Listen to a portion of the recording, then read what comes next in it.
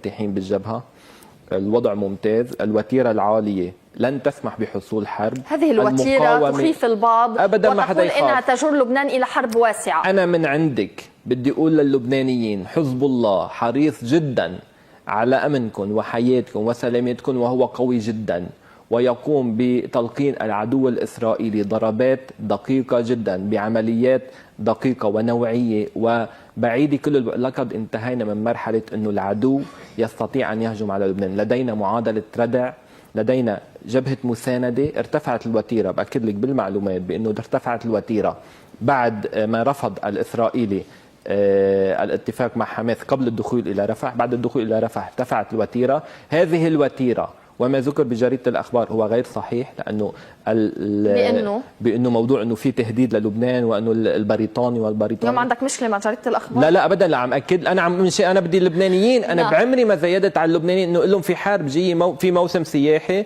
في كثير أصدقاء لي عندهم مطاعم عم أقول لهم لا، الموسم السياحي جيد لأنه لا يوجد مشكلة. في حفلات أيضا بالأسابيع المقبلة ابتداء من عيد الأضحى تبدأ الحفلات في معظم المناطق. في قوة للمقاومة تردع العدو، وهيدا ما حدا يستقل فيه، ما حدا يعتبر. في البعض عم بيهول بالاعلام وعم بيحرض على المقاومه بالاعلام. المقاومه قويه لدرجه انه تردع العدو، وجبهه المسانده مستمره ولن تتوقف الا مع انتهاء حرب غزه. انا بدي اشكرك دكتور زكريا حمودان مدير المؤسسه الوطنيه للدراسات والاحصاء على مشاركتي في هذه الحلقه، على امل انه يكون عندنا لقاءات مطوله في حلقات مقبله. شكرا جزيلا لحضرتك. وايضا بدي اشكر وزير الطاقه والمياه في حكومه تصريف الاعمال دكتور وليد فياض ايضا على مشاركته في القسم الأول